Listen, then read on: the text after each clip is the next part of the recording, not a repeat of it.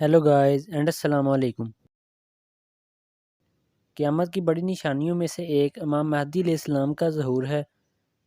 मुसलमानों के दो बड़े फ़िरके शिया और सुन्नी इमाम महदी अलैहिस्सलाम के ज़हूर के मुंतज़िर हैं। बस फ़र्क सिर्फ ये है कि शिया के मुताबिक वो पैदा हो चुके हैं, मगर इन्हें कत्ल कर देने के डर से गार के अंदर दुनिया की नज़रों से छुपा कर रखा गया है, जो कि 1200 साल पहले से इस दुनिया के अंदर मौजूद हैं और अपने वक्त पर ही ज़ाहिर होंगे। इसलिए इन्हें इमाम गायब भी कहा जाता है और इनका क्योंकि इंतज़ार हो रहा है, इसीलिए इन्हें इमाम मुंतज़िर भी कहा जाता है। आप मौला अली अलैहिस्सलाम और बीबी फ़ातिमा रज़ियल्लाहु तआला अन्हा की नस्ल से मुसलमानों के आखिरी खलीफा या 12वें इमाम होंगे, जबकि सुन्नी अक़ीदे के मुताबिक वो मदीना के अंदर पैदा होंगे और वही जवान होंगे। इनका नाम मोहम्मद, वालिद का नाम अब्दुल्ला और वालिदा का नाम आमना होगा। इमाम महदी अलैहिस्सलाम का ज़िक्र कुरान पाक में नहीं, लेकिन बार बार हदीस मुबारका के अंदर तमाम किताबों के अंदर नाम से मौजूद है कि रसूलुल्लाह सल्लल्लाहु अलैहि वसल्लम ने फरमाया कि क़यामत उस वक्त तक कायम ना होगी जब तक कि मेरे अहले बैत में से एक शख्स की हुकूमत पूरी दुनिया पर कायम ना हो जाए। मौला अली अलैहिस्सलाम भी अहले बैत से थे, लेकिन इनकी हुकूमत पूरी दुनिया पर कायम नहीं थी, क्योंकि शाम से बगावत चल रही थी। मगर इमाम महदी अलैहिस्सलाम दुनिया में ज़ाहिर होकर पूरी दुनिया में इस्लामी खिलाफत को कायम करके इस पेशनगोई को पूरा करेंगे। आप 40 साल की उम्र के अंदर सफ़ेद लिबास के अंदर लोगों के सामने पहली बार ज़ाहिर होंगे और आपके पास बतौर निशानी रसूलुल्लाह सल्लल्लाहु अलैहि वसल्लम की कमीज़ मुबारक, आप सल्लल्लाहु अलैहि वसल्लम की तलवार और झंडा भी मौजूद होगा। मुसलमानों के दरमियान खाना काबा के अंदर हज के दौरान एक अरब हुक्मरान की मौत को लेकर बहुत बड़ा झगड़ा होगा और वो आपस के अंदर तकसीम हो जाएंगे। मक्का से बाहर फितना फसाद पैदा हो जाएगा और इसी दौरान रुकन यमनी और मुकाम इब्राहिमी के दरमियान तमाम लोग इमाम महदी अलैहिस्सलाम को सालसी बनाकर इनके हाथ पर बैत करेंगे, इनको अपना इमाम तस्लीम कर लेंगे, जिसके बाद ये झगड़ा ख़त्म हो जाएगा। आज इमाम महदी अलैहिस्सलाम की आमद की तकरीबन 80% निशानियाँ पूरी हो चुकी हैं। ये दो तरह की निशानियाँ हैं, छोटी अलामात और बड़ी अलामात, जो दोनों मिलाकर तकरीबन 40 के करीब बनती हैं। अब आज से सिर्फ 10 साल पीछे चले जाएं और इसका मुआजना आज के टाइम से करके देखें तो जितने वाज़ेह हालात इमाम महदी अलैहिस्सलाम की आमद के सिर्फ इन 10 सालों के अंदर बने हैं, इनसे पहले इसका तसव्वुर करना भी इंतहाई मुश्किल था कि कैसे दुनिया भर के अंदर महंगाई, पॉलिटिकल इंस्टेबिलिटी, बीमारियां और जंगों से अफरा तफरी होगी। दुनिया जुल्म सितम से भर जाएगी, शैतान के पुजारी दुनिया के सामने आ जाएंगे और पूरी दुनिया के लोगों और वसाइल पर कब्ज़ा करके इन्हें कंट्रोल करने लगेंगे। मगर आज वो पूरा माहौल इमाम महदी अलैहिस्सलाम की आमद का तैयार हो चुका है, स्टेज भी तैयार है, लेकिन सिर्फ उनकी आमद का इंतज़ार है। यरूशलेम शहर का ताल्लुक कुर्ब क़यामत के हालात के अंदर बहुत ज़्यादा अहम है। ये वो शहर है जो कि तीनों अहले किताब, मुसलमान, क्रिश्चियन और यहूदियों के लिए इंतहाई अहम है। यहाँ पर बैतुल मुक़द्दस मौजूद है। इसी जगह से फ़िलिस्तीनियों को बेदखल करके मस्जिद अक्सा को शहीद करने के बाद इस पर तीसरी मरतबा हैकल सुलेमानी को तामीर किया जाएगा, तो एक तीसरी आलमी जंग का आगाज़ होगा। क़यादत इमाम महदी अलैहिस्सलाम करेंगे और इनका साथ देने के लिए मशरिक़ से फ़ौजें निकलेंगी और काले झंडे की जमात खुरासान से निकलकर बैतुल मुक़द्दस पहुँचेगी और इमाम महदी अलैहिस्सलाम की फ़ौज में शामिल हो जाएंगी।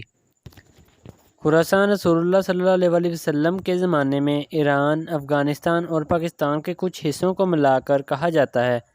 एक एक करके इमाम महदी अलैहिस्सलाम अपनी फ़ौज के साथ तमाम शहरों को फ़तह करते जाएंगे, यहाँ तक कि यरूशलेम पहुँचकर इसे भी फ़तह कर लेंगे। पिछले 50 सालों से अमेरिका ने यरूशलेम शहर के अंदर अपना सफारतखाना बनाने का मंसूबा बना रखा था, जिसे आखिरकार डोनाल्ड ट्रंप ने पूरा किया और इस वक्त ये मुकम्मल तौर पर एक्टिव है। जबकि दूसरी तरफ द टेम्पल ऑर्गेनाइजेशन, जो कि इसराइल के अंदर मौजूद एक ऐसी ऑर्गेनाइजेशन है जिसने हैकल सुलेमानी का मुकम्मल नक्शा तैयार करके रखा हुआ है, वो बस मुंतज़िर है कि किसी तरह से पूरी दुनिया का ध्यान भटका कर انہیں ایک طرف مصروف کر کے یا مسلمانوں کو کمزور کر کے تیسری مرتبہ ہیکل سلیمانی کو تعمیر کریں، کیونکہ اسی کے بعد ان کا مسیحا دجال ظاہر ہوگا۔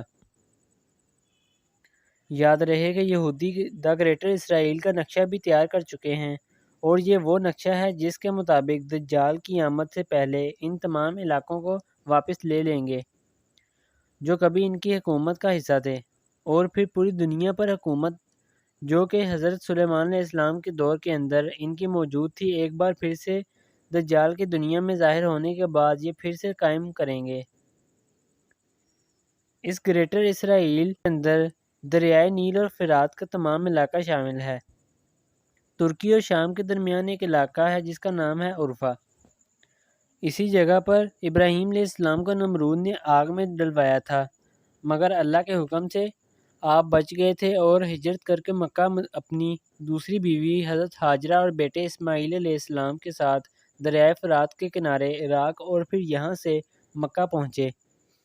اللہ کے گھر کو تعمیر کیا، جبکہ آپ کی دوسری بیوی حضرت سارہ اور ان کے بیٹے اسحاق علیہ السلام ملک فلسطین اور شام کے درمیان ایک علاقے میں رہے، جہاں پر اسحاق علیہ السلام سے ان کے بیٹے یعقوب علیہ السلام اور پھر ان کے بیٹے یوسف علیہ السلام پیدا ہوئے جو مصر کے حکمران بنے، یعنی یعقوب علیہ السلام کی نسل بنی اسرائیل کی حکومت دریائے نیل تک موجود تھی، اور یہی وجہ ہے کہ آج بھی اسرائیل کے جھنڈے کے اندر اگر ہم غور سے دیکھیں تو اس کے اوپر نیچے جو دو نیلی لائنیں دیکھنے کو ملتی ہیں وہ دراصل دریائے فرات اور دریائے نیل کو شو کرتی ہیں، جس کے درمیان میں اسٹار آف ڈیوڈ ہے۔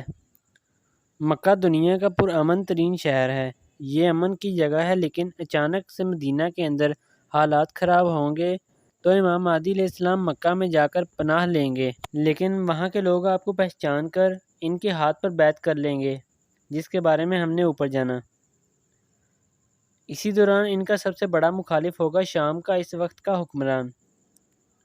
رسول اللہ صلی اللہ علیہ وسلم کی حدیث مبارکہ کے مطابق وہ بنو کلب کی نسل سے ہوگا۔ یہ علوی خاندان کا ایک قبیلہ ہے اور خود بشر الاسد کا تعلق بھی اسی قبیلے سے ہے۔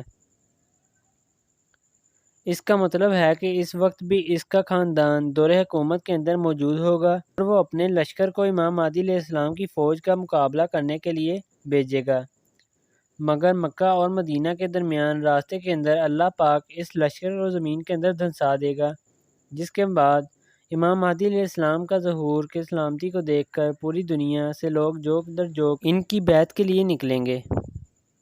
امام مہدی علیہ السلام اپنی فوج کے ساتھ ان تمام علاقوں کو فتح کرتے ہوئے بیت المقدس پر پہنچیں گے اور اسے فتح کر لیں گے۔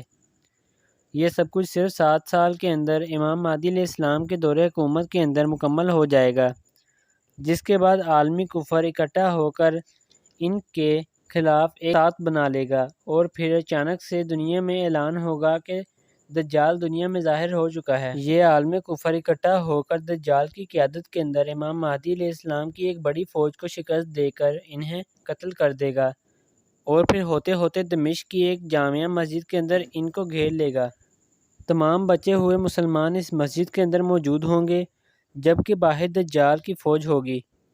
صبح کی نماز کا وقت ہوگا، صفیں کھڑی ہوں گی، اور پھر اسی دوران حضرت عیسیٰ علیہ السلام مسجد کے اس مینار سے نیچے تشریف لے کر آئیں گے اور دجال کی اس فوج کا مقابلہ کر کے اسے قتل کریں گے، اور 40 سال تک ان کی حکومت دنیا پر قائم رہے گی، اور اس کے بعد قیامت قائم ہوگی۔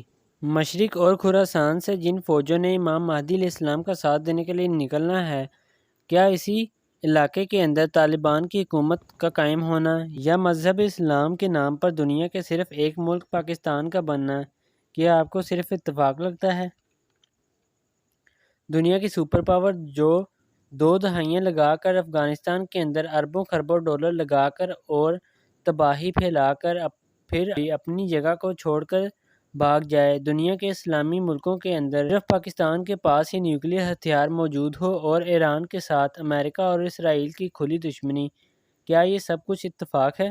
یہ بالکل امام مہدی علیہ السلام کی آمد کے آثار بن چکے ہیں، لیکن یہ خوشی کی بات نہیں، کیونکہ مسلمانوں کے لیے آزمائشوں امتحان کی گھڑی آنے والی ہے، کیونکہ امام مہدی علیہ السلام قتال پر بیعت لیں گے، یعنی موت تک ان کا ساتھ دینا پڑے گا، کوئی پیٹھ نہیں دکھا سکتا۔ جب امام مہدی علیہ السلام آئیں گے تو مسلمان خود 3 حصوں میں تقسیم ہو جائیں گے۔ ایک وہ حصہ جو کہ عرب کا حکمران اور عیاش طبقہ ہوگا، صرف نام کا مسلمان ہوگا، باقی اس کے سب کرتوت کافروں والے ہوں گے۔ ٹھنڈے کمروں میں بیٹھنے والے، آگے پیچھے دولت کے انبار اور نوکروں کی فوج رکھنے والے، جن کی دنیا ہی جنت ہے، وہ بھلا کیسے جہاد پر بیعت کر سکتے ہیں؟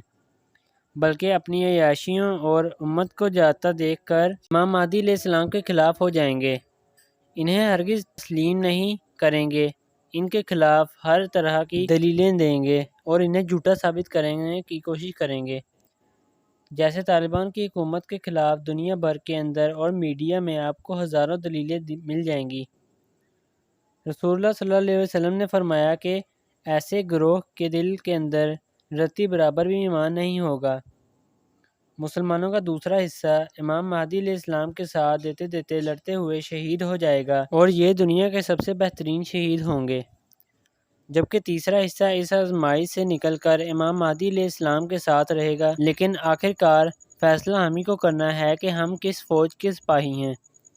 کیا ہمارا ایمان اتنا کامل ہے کہ ہم کسی عالمی سازش یا پروپیگنڈا کا شکار ہوئے بغیر امام مہدی علیہ السلام کی فوج کے سپاہی بنیں؟ اللہ تعالیٰ آپ کو اور مجھے ان خوش نصیب لوگوں کے اندر شامل فرمائے اور ہم سب کا خاتمہ ایمان پر کرے، آمین۔ باقی میں آپ سے ملتا ہوں ایک اور ایسی انٹرسٹنگ ویڈیو میں۔ اللہ حافظ۔